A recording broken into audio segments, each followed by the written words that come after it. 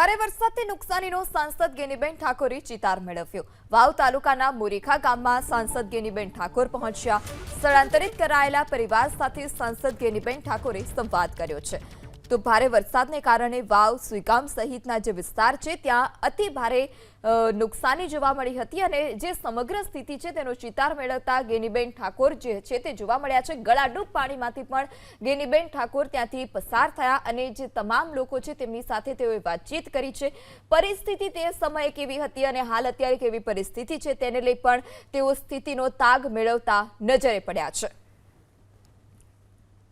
તો 5 ફૂટ સુધી ભરાયેલા પાણીમાં ચાલીને ગેનીબેન ઠાકોર પહોંચ્યા। ગળાડૂબ પાણી અને તેના આ દ્રશ્ય આપ એબીપી અસ્મિતાની સ્ક્રીન પર જોઈ રહ્યા છો કે જે સ્થળાંતરિત કરેલા પરિવારો સાથે પણ તેઓએ સંપર્ક કર્યો અને વાવમાં તે સ્થળ પર પહોંચ્યા। ગળાડૂબ પાણીમાંથી પણ તેઓ પહોંચ્યા અને તેઓએ સમગ્ર સ્થિતિનો જે છે તે ચિતાર મેળવ્યો છે। સ્થળાંતરિત કરેલા લોકોની શું સ્થિતિ છે, ત્યાં જે અન્ય લોકો છે તેઓની શું હાલત છે, પ્રશાસન તરફથી તેઓને કેવા પ્રકારની મદદ મળી રહી છે, તે તમામ સ્થિતિનો તેઓએ તાગ મેળવ્યો છે। કારણ કે ગઈકાલે પણ તેઓએ મુખ્યમંત્રી પાસે માંગ કરી હતી કે તાત્કાલિક સર્વે કરવામાં આવે, ખેડૂતોને પણ નુકસાનીનું સહાય આપવામાં આવે।